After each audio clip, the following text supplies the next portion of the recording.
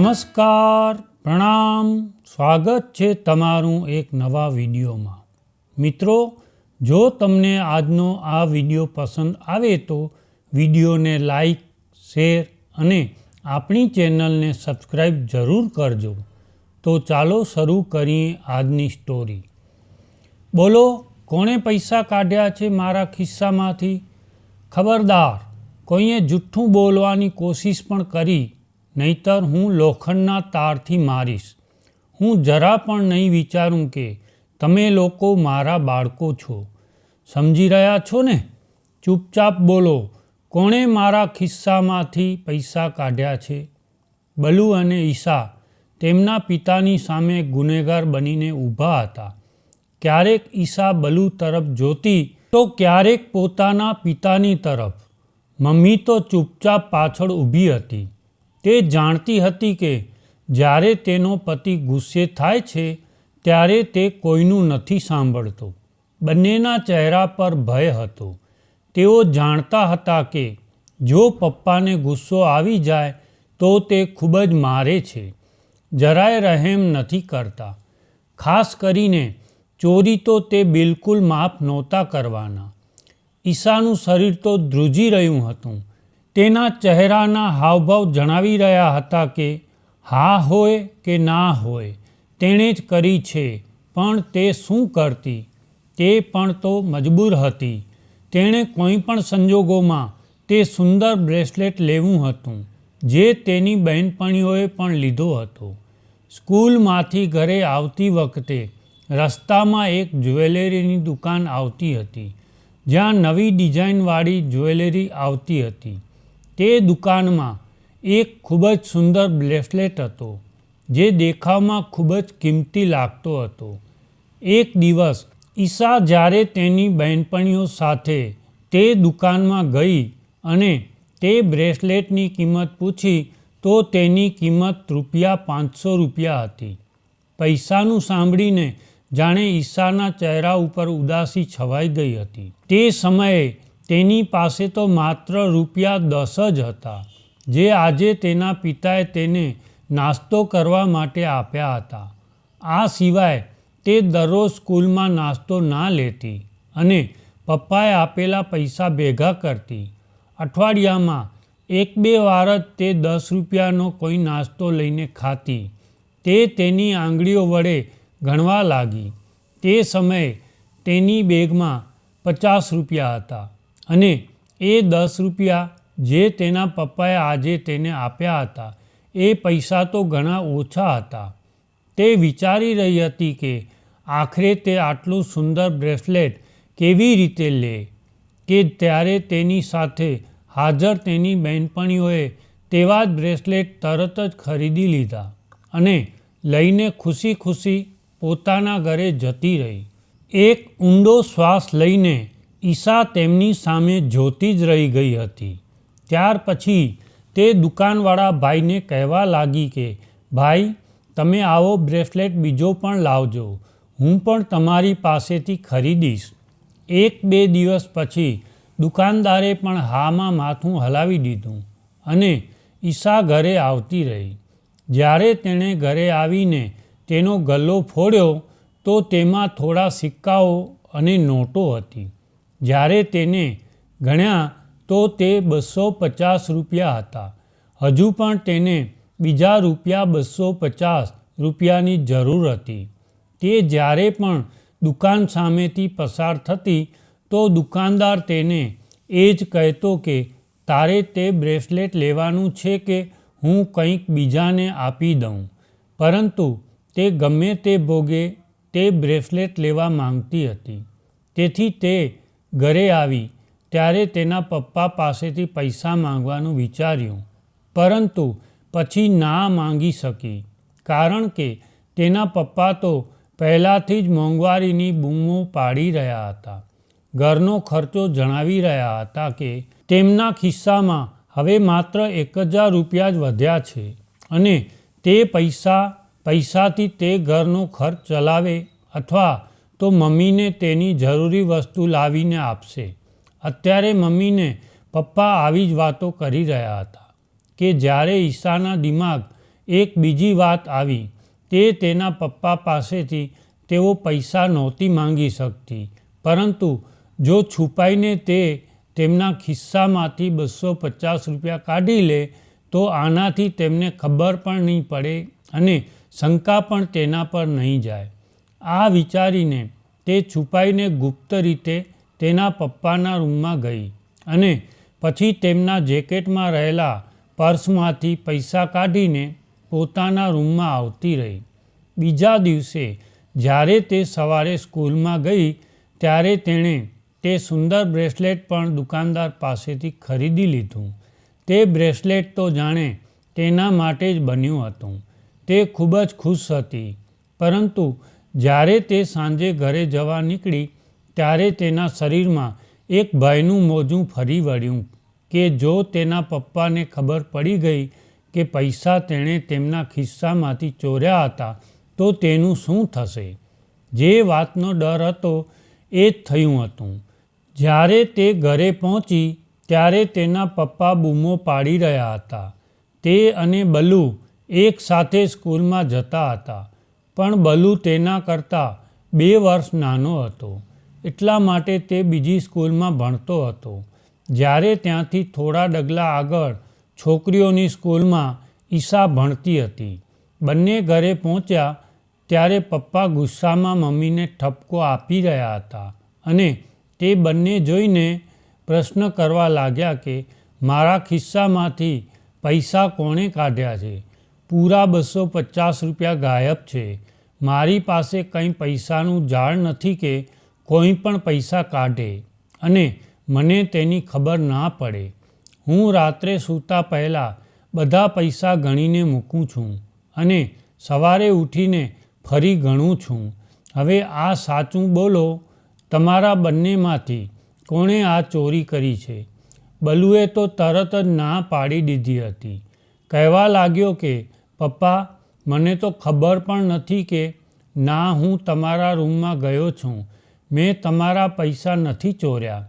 જ્યારે ઈશાએ પણ ડરતા ડરતા આ જ વાત કરી હતી, પણ તેના અવાજમાં ધ્રુજારી સ્પષ્ટ હતી.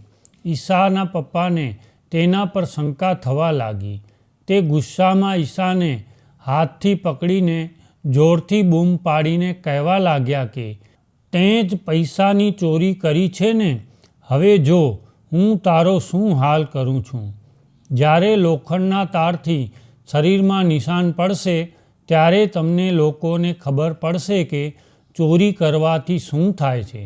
બલુ જેવી જ આ વાત સાંભળી તો વ્યથિત થઈ ગયો હતો. પપ્પા જેવો જ લોખંડનો તાર લઈને ઈશાને મારવા લાગ્યા તો તે તરત જ આગળ આવી ગયો અને કહેવા લાગ્યો કે પપ્પા, દીદીને કંઈ ના કરો. તેણે ચોરી નથી કરી. તમારા ખિસ્સામાંથી પૈસા મેં કાઢ્યા હતા. મારે મારા મિત્રો સાથે બહાર ખાવા જવાનું હતું. એટલે ઈશાના તો જાણે હોશ ઉડી ગયો હતો. તેને તો વિશ્વાસ નહોતો થઈ રહ્યો કે બલુ ખોટું કેમ બોલી રહ્યો છે. અરે, પૈસાની ચોરી તો તેણે પોતે જ કરી હતી. તો પછી બલુ તેનો આરોપ પોતાના માથે શા માટે લઈ રહ્યો હતો? એ જ ક્ષણે ઈશાના પપ્પાએ તેને છોડી અને બલુને પકડીને એક જોરથી થપ્પડ તેના ગાલ ઉપર મારી અને કહેવા લાગ્યા કે અહીંયા ખાવાના ફાંફા પડે છે અને તું તારા મિત્ર સાથે મારા ખિસ્સામાંથી પૈસા ચોરીને પાર્ટીઓ કરી રહ્યો છે. અત્યારથી જ તારો આવો ઉછેર કરી રહી છે તારી માં. બાળકો સાથે સાથે બાળકોની માને પણ તેના પપ્પાએ ઘણું બધું સંભળાવ્યું હતું. કહેવા લાગ્યા કે હું તમને લોકોને ભણાવી ગણાવીને સારા વ્યક્તિ બનાવવા માંગતો હતો, પરંતુ તમે લોકો ચોરીઓ કરવા લાગ્યા છો. અરે, આજે બાપના ખિસ્સામાંથી ચોરી કરી છે. કાલે જરૂર પડી તો લોકોના ઘરમાં ચોરી કરવા જતા રહેશો. ખૂબ જ આવારા થઈ રહ્યા છો. અને આ સાંભળીને બલુ રડવા લાગ્યો, પરંતુ તેના પિતાએ તેને સજાના રૂપમાં પહેલાં થપ્પડ અને પછી લોખંડનો તાર 2 વાર તેના હાથમાં માર્યો. તેના હાથ ઉપર લાલ નિશાન પડી ગયા હતા જે થોડીવાર પછી ઘામાં ફેરવાઈ ગયા. તેના પપ્પા કહેવા લાગ્યા, જો આ નિશાન તને યાદ રહેશે તો ભવિષ્યમાં તું ચોરી વિશે વિચારીશ પણ નહીં. ત્યાર પછી ઈશા અને બલુ પોતાના રૂમમાં જતા રહ્યા હતા. ઈશા ડરના કારણે હજી પણ ધ્રુજી રહી હતી. જે તાર તેના ભાઈના હાથમાં વાગ્યો હતો, જે તેના હાથમાં વાગ્યો હોત તો તે તો મરી જવાની જ હતી. જ્યારે ત્યાં જ એક ખૂણામાં બેસીને બલુ પણ ખામોશીથી ધીમે ધીમે રડી રહ્યો હતો. જેવી જ રાત પડી અને પપ્પા તેમના રૂમમાં સૂવા ગયા તો ઈશા પોતાના ભાઈ પાસે આવીને બેસી ગઈ અને તેણે તે બ્રેસલેટ તેના ભાઈની સામે બેડ ઉપર મૂકી દીધું. બ્રેસલેટને જોતાં જ બલુ જાણે બધા દર્દ ભૂલી ગયો હતો અને હસીને તેણે તે બ્રેસલેટને જોયો અને કહેવા લાગ્યો કે વાહ દીદી, આ બ્રેસલેટ તારા પર ખૂબ જ સારો લાગશે. કેટલો સુંદર બ્રેસલેટ છે. તે હજી સુધી પહેર્યું કેમ નથી? આ તો ખૂબ જ મોંઘું લાગે છે. આ સાંભળીને ઈશા રડવા લાગી હતી અને રડતા રડતા કહેવા લાગી કે ભાઈ, તું જાણતો હતો ને કે તે પૈસા પપ્પાના ખિસ્સામાંથી મેં ચોરી કર્યા હતા, તો પછી તે સાચું કેમ ના કીધું? રડતા રડતા બલુ કહેવા લાગ્યો કે હા, હું જાણતો હતો, પણ હું તારો ભાઈ છું અને મારી ફરજ બને છે કે તારી ઉપર આવતી દરેક મુસીબત હું મારી ઉપર લઈ લઉં. આ સાંભળીને તો ઈશા ખૂબ જ દુઃખ અનુભવી રહી હતી, પરંતુ તે સમયે બંને જણા ખૂબ જ નાના હતા. તેને તેના ભાઈના હાથ ઉપર કોલ્ડ ક્રીમ લગાવી, પણ બલુ તેમ છતાં પણ હસીને બોલ્યો કે કાંઈ વાંધો નહીં, ઘા તો રૂજાઈ જશે. ધીમે ધીમે સમય પસાર થયો અને બંને હાઈસ્કૂલ પાસ કરી નાખી હતી. સૌથી પહેલાં હાઈસ્કૂલ ઈશાએ પાસ કરી હતી, જ્યારે બલુ હજુ 9મામાં હતો. બંનેને માર્ક્સ પરીક્ષામાં સારા આવ્યા હતા. ઈશાએ જ્યારે તેનું રિઝલ્ટ બતાવ્યું ત્યારે તેના પપ્પા રિઝલ્ટ જોઈને ખૂબ જ ખુશ થયા હતા, કારણ કે તેણે સારા માર્ક્સ મેળવ્યા હતા અને બલુએ પણ 9મામાં સારા માર્ક્સ મેળવ્યા હતા. બાળકોના માર્ક્સ જોઈને પહેલાં તો તેમના પિતા ખુશ થયા, પરંતુ થોડા સમય પછી તેમના ચહેરા ઉપર ઉદાસી છવાઈ ગઈ હતી. જ્યારે ઉદાસીનું કારણ તેમને પૂછવામાં આવ્યું તો કહેવા લાગ્યા કે મારી પાસે એટલા પૈસા નથી કે હું બંને બાળકોને આગળ કોલેજનું શિક્ષણ અપાવી શકું. હું ફક્ત એકને જ કોલેજ સુધી ભણાવી શકીશ. આ સાંભળીને ઈશાની માં પરેશાન થઈ ગઈ હતી. તે કહેવા લાગી કે તમારે કોઈની પાસેથી ઉધાર લઈ લેવા જોઈએ. ધીરે ધીરે પછી દેવું પણ ચૂકવાતું રહેશે. આ વિચારીને તેમના પિતા તેમના અમુક મિત્રો અને સંબંધીઓ પાસે ઉધાર માંગવા માટે પણ ગયા, પરંતુ કોઈ તેમને ઉધાર આપવા તૈયાર ન હતું. જ્યારે આ વાત બલુએ સાંભળી કે પપ્પા તમારા બંનેમાંથી કોઈ એકને જ આગળ શિક્ષણ અપાવી શકે છે, તો તેણે એક નિર્ણય લીધો અને પછી તેના પપ્પાને કહેવા લાગ્યો કે પપ્પા, હું તો માત્ર 10મા ધોરણ સુધી જ ભણીશ. એ પછી હું તમારી સાથે આવીને મજૂરી કરીશ. મારે આગળ નથી ભણવું. મારું મન અભ્યાસથી ભરાઈ ગયું છે. તમે દીદીને કોલેજનું આગળનું શિક્ષણ અપાવી દો. આ સાંભળીને તો તેના પિતા ગુસ્સે થઈ ગયા હતા અને કહેવા લાગ્યા કે તારો દિમાગ તો ઠેકાણે છે? અરે, તે તો છોકરી છે. તે તો ઘરનું કામ શીખશે. તે ઘરકામ શીખશે અને પછી તે તેની સાસરીમાં જતી રહેશે. જ્યારે તું તો મારો છોકરો છે. સારી નોકરી કરીને કમાઈશ તો પછી અમારા દિવસો પણ બદલાશે. પણ બલુએ એક જીદ પકડી હતી કે હું આગળ ભણીશ નહીં. એકવાર કહી દીધું તો કહી દીધું. જો દીદી પણ સારું ભણીને કંઈક બની જશે તો તેનો પણ સારા ઘરમાં સંબંધ થઈ જશે, તો તે તેના સાસરીમાં સુખી રહેશે. પરંતુ તેના પિતાએ તે દિવસે તેને ખૂબ જ માર માર્યો હતો કે તું ભણતરથી પીછો છોડાવવા માંગે છે. કેવો પુત્ર છે! તો આટલો આળસુ અને કામચોર હોય એવું મેં ક્યારેય વિચાર્યું પણ નહોતું. પિતાના હાથનો માર ખાઈને તેને એના પિતાને કહ્યું કે જોજો પપ્પા, તમે મને માર્યો છે ને, હવે હું ક્યારેય પાછો નહીં આવું, હું અહીંથી જતો રહીશ. તેની આ વાત સાંભળીને તેના પિતાએ તેને એ જ ક્ષણે ધક્કા મારીને ઘરમાંથી કાઢ્યો. પરંતુ તેની માએ તરત જ તેના પતિની સામે હાથ જોડી દીધા અને કહ્યું કે બસ કરો કે ગુસ્સે થઈને નિર્ણય લો છો. અરે, તે તો બાળક છે. જો તેણે કંઈ કહી દીધું હોય તો તમે તેને પ્રેમથી સમજાવી શકો છો. તમે તેને ઘરમાંથી કેમ કાઢો છો? બીજી બાજુ ઈશા પણ એવું જ બોલી રહી હતી કે મારે નથી ભણવું, મારા બદલે મારા ભાઈને ભણાવો. પરંતુ તે દિવસે જ્યારે ઈશા તેના રૂમમાં સૂવા માટે આડી પડી તો રાત્રે તેને એવું લાગ્યું કે જાણે કોઈ અડધી રાત્રે તેના રૂમમાં આવ્યું હોય. પરંતુ પ્રકાશ ન હોવાને કારણે તે તેનો ચહેરો ના જોઈ શકી. સવારે જ્યારે તેની આંખ ખુલી તો તેના પલંગ પાસે એક લેટર પડ્યું હતું જે બલુ તરફથી હતો. બલુએ લખ્યું હતું કે દીદી, તું આગળનું શિક્ષણ મેળવી લેજે. હું આ ઘર છોડીને જઈ રહ્યો છું. મારી ઉંમર હવે 16 વર્ષની થઈ ગઈ છે અને હું કોઈ પણ મહેનત મજૂરી કરીને મારું ગુજરાન ચલાવી લઈશ. પરંતુ જો હું આ ઘરમાં રહીશ તો પપ્પા કોઈ પણ સંજોગોમાં મને આગળ ભણાવશે. આ લેટર ઈશા આવીને તેના માતા પિતાને બતાવ્યો હતો. તેના પિતા ગુસ્સાથી લાલ થઈ ગયા અને કહેવા લાગ્યા કે ક્યાં જઈ શકે, અહીંયા ગામમાં ક્યાંક હશે, હું હમણાં જ જઈને તેને શોધું છું. તેમણે આખું ગામ ફરી વળ્યા, ત્યાં સુધી કે ગામની બહાર જઈને પણ જોયું. પરંતુ તેમને ક્યાંય પણ બલુ નહોતો દેખાયો. બલુ ત્યાંથી શહેરમાં જતો રહ્યો હતો. તેણે ઘરમાંથી કોઈ પણ સામાન કે પૈસા નહોતા લીધા.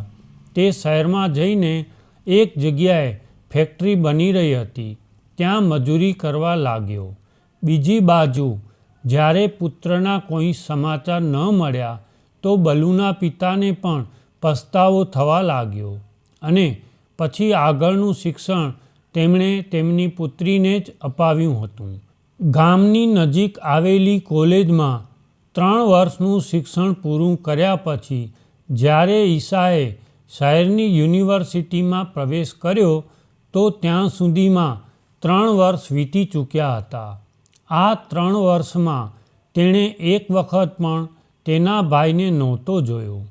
તેને તો આશ્ચર્ય થતું હતું કે તેનો ભાઈ તેના પ્રત્યે કેટલો વફાદાર હતો. તેના ખાતર તેણે પોતાનું ઘરબાર છોડી દીધું. ના જાણે તે કેવી હાલતમાં હશે. એક દિવસ તે પોતાની હોસ્ટેલમાં બેસીને તેના પેપરની તૈયારી કરી રહી હતી કે જ્યારે તેને તેની બહેનપણીએ આવીને કહ્યું કે બહાર કોઈ ગામનો છોકરો તને મળવા આવ્યો છે. ઘણી વખત ગામના છીછોરા છોકરાઓ ઈશારા કરતા હતા, એટલા માટે ઈશાએ એવું જ વિચાર્યું કે કોઈ એવો જ છોકરો હશે. બહાર તો ઠંડી પણ ખૂબ જ પડી રહી હતી. તેથી ઈશા પોતાના અભ્યાસમાં જ મગ્ન રહી અને 2 કલાક આમ જ વીતી ગયા. જ્યારે તેને યાદ આવ્યું કે તેને કોઈ મળવા માટે આવ્યું હતું તો તે તરત જ હોસ્ટેલમાંથી નીકળી અને દરવાજા સુધી આવી. આવીને જોયું તો બહાર ભર શિયાળાની કડકડતી ઠંડીમાં તેનો ભાઈ એક સામાન્ય શર્ટ પહેરીને ધ્રુજી રહ્યો હતો. ભાઈને 3 વર્ષ પછી જોઈને તો ઈશાને વિશ્વાસ જ ના થયો. તે પોતાની જાતને કાબૂમાં ના રાખી શકી અને તેના ભાઈના ગળે લાગીને ધ્રુસકે ને ધ્રુસકે રડવા લાગી. તેના ભાઈની હાલત ખૂબ જ ખરાબ હતી. કપડાં ઘણી જગ્યાએથી ફાટી ગયા હતા. કપડાં ઉપર માટી અને સિમેન્ટના દાગ પડેલા હતા. તે બિલકુલ કોઈ મજૂર જેવો જ લાગી રહ્યો હતો. ઘણીવાર સુધી બંને સુખ દુઃખની વાતો કરવા લાગ્યા. ઈશા કહેવા લાગી કે ભાઈ, તે જણાવ્યું કેમ નહીં? નહીં કે તું મને મળવા માટે આવ્યો છે? તો બલ્લુ કહેવા લાગ્યો કે હું કેવી રીતે જણાવતો? જો હું જણાવતો કે હું ઈશાનો ભાઈ છું તો તારી બહેનપણીઓ તારો મજાક ઉડાવતી કે તું આટલી ભણેલી ગણેલી અને તારો ભાઈ એક મજૂર છે. એકવાર ફરીથી ઈશા પોતાના ભાઈની આ મોહબ્બતને જોઈને મનમાં ને મનમાં રડવા લાગી હતી. ઘણા લાંબા સમય સુધી તે ઈશા સાથે વાતો કરતો રહ્યો.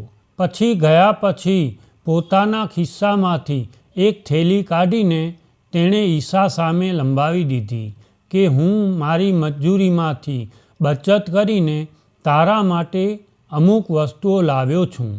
તે થેલીમાં બંગડીઓ, અંગૂઠીઓ અને વાળમાં લગાવવા માટે સુંદર હેર ક્લિપ હતી. આ વસ્તુઓને જોઈને ઈશાએ તેને પોતાના ગળે લગાવી લીધો હતો. એ પછી ઘણીવાર બલ્લુ તેને મળવા માટે ત્યાં જતો હતો. ઘણા વર્ષો તો આમ જ વીતી ગયા. જ્યારે ઈશાએ ઘરે આવીને જણાવ્યું કે બલ્લુ ત્યાં એક ફેક્ટરી બની રહી છે, ત્યાં મજૂરી કરી રહ્યો છે, તો તેના પિતા તાત્કાલિક શહેરમાં ગયા અને તેને ઘરે લઈને આવ્યા. તેમણે તેને ઠપકો નહોતો આપ્યો, બલકે તેની ફિલિંગની કદર કરી હતી અને પછી પોતાના બાળકને ગળે લગાડી લીધો. તેમને પણ પસ્તાવો થઈ રહ્યો હતો કે કદાચ તેમના ગુસ્સાને લીધે તેમનો પુત્ર આ ઘર છોડીને જતો રહ્યો હતો. અભ્યાસ પૂરો થયા પછી ઈશા ડૉક્ટર બની ગઈ હતી. જ્યારે તેના માટે કુરબાની આપવાવાળો તેનો ભાઈ મજૂર હતો. તેણે તેના ગામમાં જ એક દવાખાનું ખોલી દીધું હતું. થોડા જ મહિના વીત્યા હતા કે ઈશા માટે એક સારા ઘરમાંથી સંબંધ આવી ગયો. જે છોકરો કન્સ્ટ્રક્શન કંપનીમાં કામ કરતો હતો. સંબંધ સારો હતો, તેથી તેના માતા પિતાએ તરત જ હા પાડી દીધી અને પછી ઈશાના લગ્ન પાર્થ સાથે કરી દેવામાં આવ્યા. જે ફેક્ટરી બની રહી હતી તેનો કોન્ટ્રાક્ટ પાર્થ પાસે જ હતો. જ્યારે તેને ખબર પડી કે અહીં મજૂરી કામ કરનાર વ્યક્તિ ઈશાનો ભાઈ છે, તો તેને તરત જ ઈશાને કહ્યું કે તું તારા ભાઈ સાથે વાત કર, હું તેને સુપરવાઇઝર બનાવી દઈશ. પછી તેને આટલી મહેનત નહીં કરવી પડે. તો તેના ભાઈએ તરત જ ના પાડી દીધી. કહેવા લાગ્યો કે ના, તેની જરૂર નથી.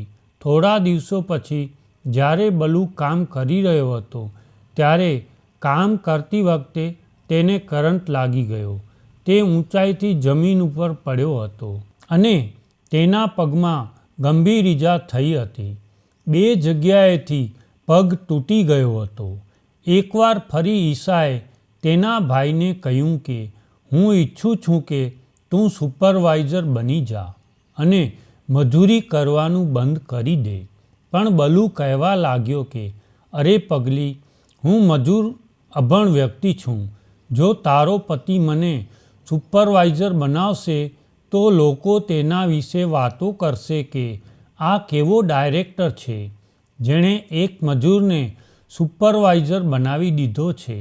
ખેર, ઈશા એકવાર ફરી પોતાના ભાઈનો પ્રેમ જોઈને ચૂપ થઈ ગઈ હતી. કેવો ભાઈ હતો તેનો! ના તેને માત્ર તેની બહેનની ચિંતા હતી, પરંતુ તેના પતિની પણ એટલી જ ચિંતા કરી રહ્યો હતો. બલ્લુની ઉંમર 28 વર્ષ થઈ ગઈ હતી જ્યારે તેના લગ્ન ગામડાની જ એક છોકરી સાથે કરી દેવામાં આવ્યા, જે તેના જેવી જ સીધી સાદી અને ખૂબ જ સારા સ્વભાવની હતી. જ્યારે બલ્લુના લગ્ન થયા ત્યારે આખા ગામને જમાડવામાં આવ્યું હતું. ઈશા પણ તેના સાસરિયાઓ સાથે ત્યાં હાજર હતી. દરેક લોકો ખૂબ ખુશ હતા કે જ્યારે ત્યાં હાજર એક સંબંધી બલુને જોયો અને પછી તેણે પ્રશ્ન પૂછ્યો કે તું તારા જીવનમાં સૌથી વધુ પ્રેમ કોને કરે છે? બલુ થોડીવાર ચૂપ રહ્યો અને પછી કહેવા લાગ્યો કે હું મારી બહેનને સૌથી વધુ પ્રેમ કરું છું. આ સાંભળીને ઈશાના આખા શરીરમાં જાણે લોહીની લહેર દોડી હતી. કોઈએ પૂછ્યું કે આખરે આનું કારણ શું છે? તું કેમ તારી બહેનને આટલો બધો પ્રેમ કરે છે? તો બલુની આંખમાં ક્ષણભર માટે આંસુ આવી ગયા અને કહેવા લાગ્યો કે હું મારી બહેનથી નાનો છું. અમારી સ્કૂલ એક જ જગ્યાએ હતી, પરંતુ અહીંથી 2 ગામ છોડીને હતી. તડકામાં મારું ચંપલ રસ્તામાં તૂટી ગયું હતું.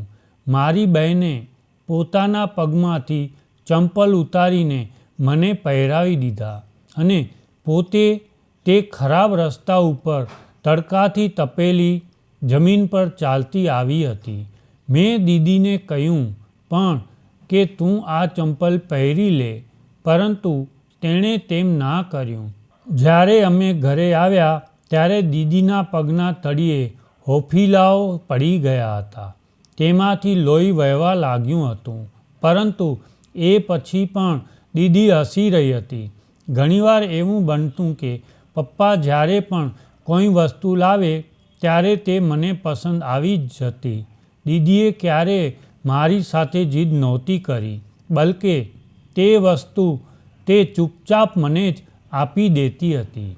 શિયાળામાં ઘણીવાર સ્કૂલમાં જતી વખતે વરસાદ થઈ જતો તો દીદી તેની બેગ કાઢીને મારા માથા પર ઢાંકી દેતી, પરંતુ મને ક્યારેય ભીંજાવા નહોતી દીધી. તેણે મારા માટે ઘણું બલિદાન આપ્યું હતું. એટલા માટે પછી મેં એ જ નક્કી કરી લીધું કે હું મારા ભાગની પણ ખુશીઓ મારી બહેનને આપી દઈશ અને જીવનમાં સૌથી વધુ પ્રેમ આપોઆપ જ મારી બહેનને સાથે થઈ ગયો હતો. ઈશાએ જ્યારે આ સાંભળ્યું તો તે જોર જોરથી રડવા લાગી હતી. ત્યાં બધા જ બલુની વાત સાંભળીને ખુશીથી તાળીઓ પાડી રહ્યા હતા, તેના વખાણ કરી રહ્યા હતા. જ્યારે ઈશા શરમ અનુભવી રહી હતી. તે દુઃખી હતી કે તેણે તો તેના ભાઈ સાથે થોડા જ કર્મો કર્યા હતા અને અહીં પણ તેનો ભાઈ કેટલા મોટા દિલનો હતો. ફક્ત તેની બહેન આ જ કર્મો વિશે તેણે કહ્યું હતું. જ્યારે પોતે બલુએ તેની બહેન માટે કેટલા બલિદાન આપ્યા, પોતાનું ભવિષ્ય પણ જોખમમાં મૂકી દીધું અને તેને આજે ડૉક્ટર બનાવી અને પોતે મજૂરી કરતો રહ્યો, એ બધાનો ક્યાંય ઉલ્લેખ જ નહોતો. ઈશાએ બોલીને બધાને કહેવા પણ માંગતી હતી, પણ બલુએ તેને ચૂપ કરાવી દીધી હતી. ભાગ્યે દુનિયામાં કોઈ આવો સાચો ખરો સંબંધ હશે જે બલુ અને ઈશાનો હતો. બંને જણા મિસાલવાળા ભાઈ બહેન હતા. લોકો તેમના સંબંધની મિસાલો આપવા લાગ્યા. જ્યારે ઈશાને એવું જ લાગતું હતું કે જેટલો પ્રેમ તેનો નાનો ભાઈ તેને કરે છે, ભાગ્યે જ તે ક્યારેક તેને કરી શકી હશે. કદાચ તેનું કારણ એ પણ હતું કે તે મર્દ હતો, પોતાની જવાબદારીઓ સમજતો હતો અને તેણે ઈશાની સાથે તેના કર્મોનો બદલો તેનાથી પણ વધારે આપ્યો હતો. થોડા મહિના પછી જ્યારે બલુ એક દીકરીનો બાપ બન્યો તો ભાઈને ગિફ્ટમાં એક ખૂબ જ મોટો સુપર સ્ટોર આપ્યો હતો. આ તો માત્ર નાની એવી વસ્તુ હતી, નહીંતર જેટલા એહસાન બલુએ ઈશા પર કર્યા હતા તે વિચારીને ઈશાના દિલમાંથી આજે પણ પોતાના ભાઈ માટે દુઆઓ જ નીકળે છે. તો મિત્રો, આજનો આ વિડીયો તમને કેવો લાગ્યો કોમેન્ટમાં જરૂર કહેજો અને જો વિડીયો પસંદ આવ્યો હોય તો વિડીયોને લાઈક, શેર અને આપણી ચેનલને સબસ્ક્રાઈબ જરૂર કરજો. જય શ્રી કૃષ્ણ.